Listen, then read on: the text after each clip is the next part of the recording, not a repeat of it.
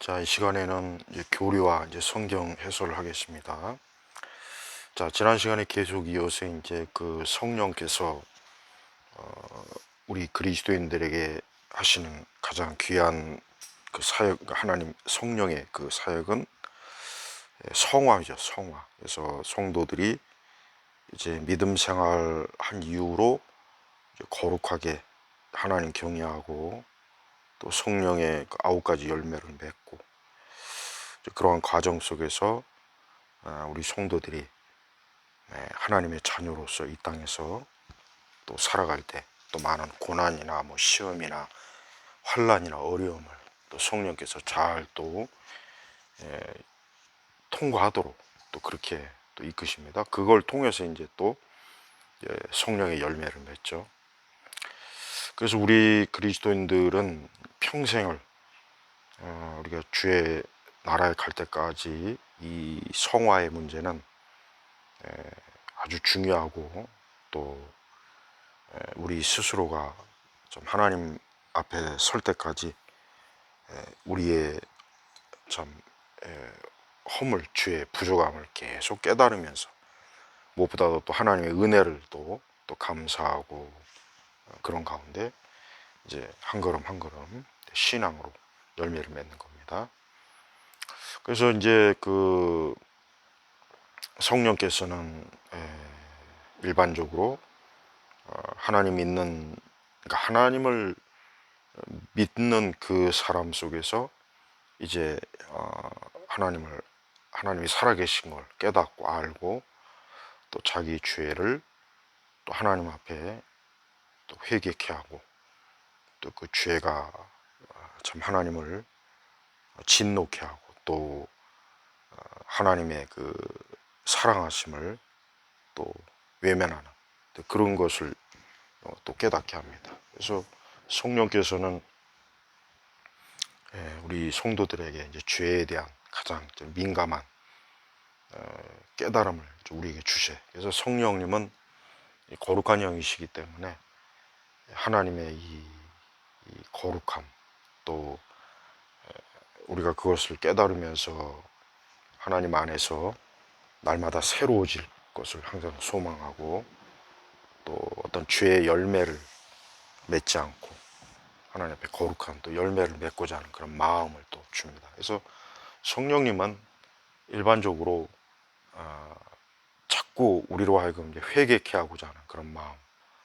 그러니까 신앙생활을 하면 할수록 우리의 죄와 허물과 우리의 어리석음과 악한 우리의 본성의 실체를 자꾸 더 깨닫고 더 깨닫는 게 이제 그게 성령께서 정상적으로 하시는 사역이에요. 그게 정상이에요. 그게 성령께서 바로 역사하신다 할 때 바로 그런 의미가 포함되는 겁니다. 그런데 신앙생활을 하는데 그와 같은 자기가 죄인이라는 것을 더 깊이 깨닫지 못하고 회개하지 않고 또 성화 열매가 부족하다 하는 것은 그는 성령님의 역사가 없다고 봐야 돼요. 그거는 그럴 수가 없거든요. 성령이 내주하면 분명히 회개하고 또 하나님 앞에서 또 온전하기를 힘쓰고 또 성령의 열매를 맺고자 하는 그런 마음이 우리 심령에서 자꾸 일어나고 그래요. 그래서 우리 성도들이 사실 성령의 어떤 성령님에 대해서 굉장히 예민하면 좋죠. 성령님에 대해서 예민하면 예민할수록 우리는 이 세상과 세상의 영에 사로잡히지 않고 또 세상 근심 또 이 세상에 속한 육에 속한 것들보다는 영적인 것들에 더 마음을 자꾸 쏟게 됩니다. 그래서 성령님은 예수님께서 승천하신 이후에 성령께서 강림하셔서 이 땅에 교회를 세우시고 모든 믿는 자에게 역사하시는 그 귀한 성령님의 사역이 없다면 교회도 사실 존재할 수가 없죠. 세워줄 수가 없는 거예요. 오직 성령님께서 이 땅의 교회를 지키시고 우리 그리스도인들을 돌보시기 때문에 지금까지 또 주님 오시는 날까지 그 성령의 보호하심과 역사하시는 능력 가운데 우리 그리스도인들 또 교회가 있는 것입니다. 그리고 이제 회개에 대한 것들을 좀 더 자세하게 본다면, 이 회개한다는 것 자체가 하나님의 은혜죠. 회개한다는 것 자체가 자기의 죄, 여기서 말하는 죄는 그냥 도덕적 윤리적인 죄보다는 인간이 죄인이구나 하는 것을 근본적으로 깨닫는 거. 하나님 앞에 죄인이구나. 그래서 다른 이방 종교나 세상 종교에는 이게 없어요. 그들은 근본적으로 인간이 죄인이라는 것을 모릅니다. 그런 가르침 자체가 없단 말이에요. 그러나 기독교는 어때요? 하나님 앞에 죄를 졌다. 또 그래서 하나님과 원수가 되었다. 그래서 그 죄는 반드시 심판, 형벌을 받는다. 그리고 죄는 사람을 더럽히는 가장 근본적인 요인이다 하는 거. 그래서 그 모든 것들을, 그러한 모든 죄, 죄의 영향, 죄의 세력, 죄의 형벌, 이 죄의 열매, 이런 것들을 한 번에 끊으려면 결국 예수 그리스도를 믿음으로 성령님이 내주할 때, 그때 이제 그 사람은 더 이상 죄에 대해서 이제 더 이상 죄가 그 사람을 멸망하거나 그 사람을 참 무너뜨리는 일은 이제 없어요. 그러니까 더 이상 이제 죄에 대해서 어쨌든 그리스도인들은 죄 때문에 내가 멸망하지 않는다는 거. 다만 우리가 아직 이 땅에 있는 동안은 그 죄의 어떤 그 영향을 받아요. 우리 안에 여전히 죄성이 있고 우리가 육체 안에 있으니까, 또 이 세상 자체가 불의하고 악하고 또 공중권세 잡은 마귀가 또 역사하니까 죄의 영향은 받고, 그 죄로 인해서 우리가 또 시험이 들 때도 있고, 그 죄로 인해서 우리가 또 참 하나님 앞에 참 합당하지 못할 때는 있어요. 그러나 죄로 인해서 망하는 일은 없다 이거예요. 하지만 하나님 믿지 않는 사람은 죄로 인해서 망하는 거예요. 결국 그들은 죄로 인해서 고통도 받지만 가장 결정적인 문제는 뭐냐?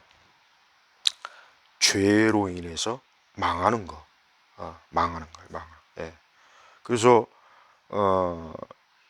이 하나님께서 우리에게 주신 가장, 우리 성도들에게 주신 가장 큰 복은 우리가 망하지 않고 생명을 얻게 해서 우리가 영원히 하나님과 함께 주님의 나라에서 영생하는 거. 이게 영생하는 거. 이게 바로 가장 큰 복입니다. 그래서 기독교는 이러한 사실을 부지런히 증거하고 가르쳐야죠. 근데 이제 이 세상의 많은 종교는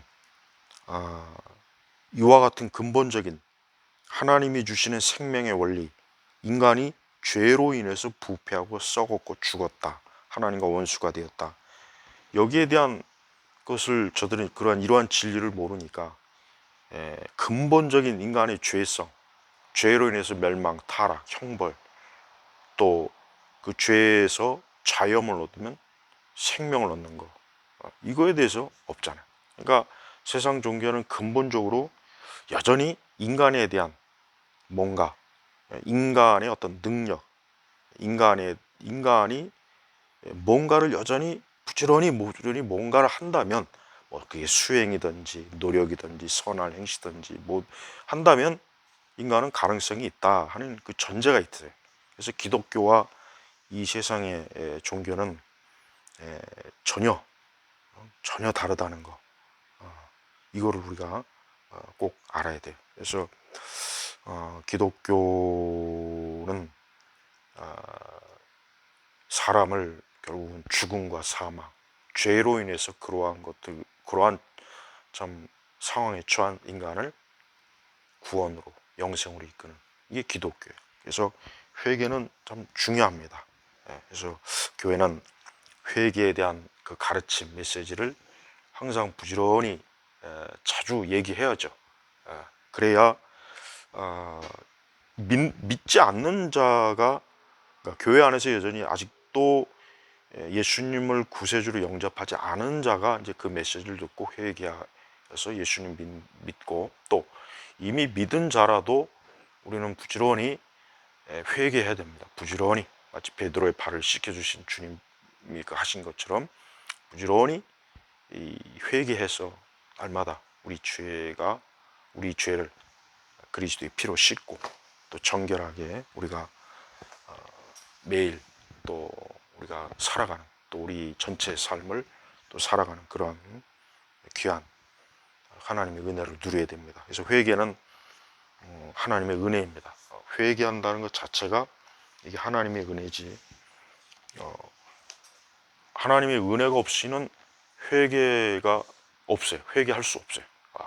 그냥 어떤 세상적 차원의 어떤 도덕이나 윤리적인 어떤 그 정도의 양심의 각성은 있어도 그 이상 하나님 앞에 영적으로 우리가 죄인이라는 사실은 깨달을 수가 없기 때문에 회개를 할 수가 없죠. 그래서 우리가 회개한다는 것은 굉장히 아주 중요합니다. 그리스도인들이 믿음에 대해서는 굉장히 좀 중요하다고 생각하는데 회개는 중요하다는 생각을 별로 안 하는 것 같아요. 이게 과거에는 교회 가면은 회개에 대한 말씀이 굉장히 많았는데 그게 이제 어느새부터 이제 거의 자꾸 사라지고 믿음에 대한, 물론 당연히 믿음에 대한 말씀이 있긴 있어야 되는데 회개가 없는 믿음은 그 믿음이 아니거든요. 사실 회개 메시지가 더 많아야 됩니다. 솔직히 더 정확하려면. 근데 지금은 이제 믿음에 관한 메시지가 더 많아요. 확실히 회개 메시지는 상당히 참 듣기가 어렵습니다. 이 기독교가 바로 그런 것 때문에 이 복음의 역사가 안 나타나거나 매우 적게 나타난다고 보면 될 수 있을 것 같습니다. 자, 이 시간에는 이제 시편 16편 보면 지난 시간 이어서 5절 16편 5절 여호와께서는 나의 유업과 내 잔의 목이시니 주님은 내 분깃을 지키는 분이십니다. 나에게 줄로 지어주신 땅은 좋은 것이며 그 유업은 참으로 아름답습니다. 하나님의 자녀들에게 주시는 하나님의 축복, 자녀의 목, 하나님께서 자기 백성들에게 주시는 좀 하나님 나라의 보험을 이거를 말합니다. 그래서 하나님은 지금도 하나님을 사랑하고 또 주를 따르고 주의 계명을 지키며 주님을 영화롭게 한 사람들에게 하나님 나라의 유업, 좋은 것을 주셔요. 위에 하늘의 것도 주시지만 땅의 것도 줍니다. 땅의 것도 줘요. 그래서 하나님을 믿는 사람은 이렇게 영육간에 하나님께서 그에게 좋은 몫을 주신다는 것. 그래서 하나님 믿는 건 참 사람에게 가장 좋은 일이고 사실 유익한 일입니다. 자, 7절로 보면은 나를 교훈하시는 여호와를 내가 송축하니 참으로 밤마다 내 심장이 나를 훈계한다. 내가 여호와를 항상 내 앞에 모시니 주께서 내 오른쪽에 계심으로 내가 흔들리지 아니할 것이다. 나를 교훈하시는 여호와를, 여기서 교훈한다 하는 것은 가르친다는 거죠. 하나님께서 우리를 하나님의 자녀로 가르친다, 훈계한다. 그래서 이 말씀, 이 시편의 이 7절의 말씀은 하나님의 그 말씀을 품고 사는 사람들의 마음의 상태를 말하는 거예요. 그러니까 하나님의 말씀을 듣고 말씀을 읽고 그렇게 말씀을 품고 사는 사람은 그 말씀이 그에게 훈계, 가르치고 교훈하고 인도합니다. 그래서 성도들은 이런 하나님의 말씀을 항상 알고 하나님의 말씀을 모르는 상태에서는 하나님의 훈계라는 건 있을 수가 없어요. 그래서 특별히 이 밤에 이제 묵상할 때, 주를 향하여 묵상할 때 이제 그 말씀이 그 말씀을 통해서 나를 하나님께서 깨닫게 하시는 것, 그겁니다. 8절은 특별히 내가 여호와를 항상 내 앞에 모시니, 이건 기도죠. 주께서 내 오른쪽에 계심으로 내가 흔들리지 아니할 것이다. 내가 여호와를 항상 내 앞에 모시니, 참된 성도는 항상 주님을 모시려고 하죠. 항상 주님을 가까이 하고 주님을 섬기려고 하고 항상 또 주님이 그의 곁에 계시다는 걸 알고 근심이나 염려나 두려워하지 않고 주님이 나와 함께 하신다. 주님이 나를 붙잡아 주신다. 내가 주님과 동행한다 하는 이 믿음이 있어요. 이게 그냥 그렇게 생각하는 것이 이상으로 믿음이죠. 믿음. 그래서 보이지 않는 하나님이 나와 함께 하시고 그분이 나를 붙잡으시고 또 그 보이지 않는 하나님께서 내가 그분을 찾고 부를 때 주님이 내게 가까이 해주시는 거. 그래서 항상 내가 주님을 모시는 거죠. 모신다, 모신. 그러니까 항상 주님을 항상 가장 우선하는 거예요. 뭐든지. 그 성도는 매사에 매사에 주님을 모시는 일을 제일 중요하게 여겨야 돼요. 우리가 이 세상에서도 중요한 사람을 VIP라고 하죠. 그 사람들을 이렇게 모신다는 게 굉장히 대단한 거죠. 쉽지 않고 또 영광스러운 일일 수도 있고. 자, 그렇다면 우리가 창조주 하나님을 모신다. 우리의 구주가 되시는 예수님을 모신다. 이건 보통 참 엄청난 일이죠. 우리가 그런 일을 정말 대단하게, 귀하게, 소중하게 여긴다면 그 사람은 참 주님을 사랑하는 사람이 맞습니다. 그래서 여러분들이 오늘 말씀을 홀로 있는 게 아니에요. 성도는 자기 혼자 있다 생각하면 안 돼요. 이 세상은 홀로 있다, 뭐 외롭다, 뭐 자꾸 이런 걸 얘기해요. 뭐 고독사니 뭐니 또 이런 말. 그러니까 이 세상은 하나님이 계시지 않으니까, 저들은 하나님 믿지 않으니까, 그러니까 항상 홀로 있다, 뭐 외롭다, 뭐또 누가 나와 함께 했으면 좋겠다. 이 세상은 늘 그래요. 그러나 우리 성도들은 주님을 모시고 주님이 내 오른쪽에 또 주님이 계심으로 내가 흔들리지 않는 이 믿음의 확신이 있기 때문에 성도는 혼자 있다고 해서 뭐 외롭다, 뭐 혼자 있다고 해서 뭐 좀 그런 세상에서 말하는 그런 거에 절대 성도들은 휩쓸리지 않습니다. 그러니까 절대 그 세상에서 그런 말하는 그 헛소리에 거기에 흔들리면 안 돼. 그러니까 세상은 하나님이 없으니까 모든 상태가 안 좋아요. 하나님이 없으니까 저들은 뭐 하나 좋은 게 없어요. 우리 그리스도인들은 하나님이 함께 하시니까 모든 게 다 좋은 겁니다. 예. 자, 이 시간에 우리 잠언 12장, 잠언 12장 9절 말씀부터 볼까요? 업신여김을 받으면서도 종을 부리는 자는 스스로 높은 채 하면서도 먹을 것이 없는 자보다 낫다. 종을 부린다 하는 것은 권세가 있다는 거고, 근데 자기 스스로 높은 채 하지만 먹을 것이 없다. 이게 우리 옛날 그 양반들 중에는 먹을 것이 없는 이 가난한 양반들이 있어요. 이 사람들이 자기는 양반임네, 자기네 족보에는 양반, 족보, 자기는 양반의 피를 흐른다. 그러지만은 가난해서 먹을 것도 없어서 굶주림.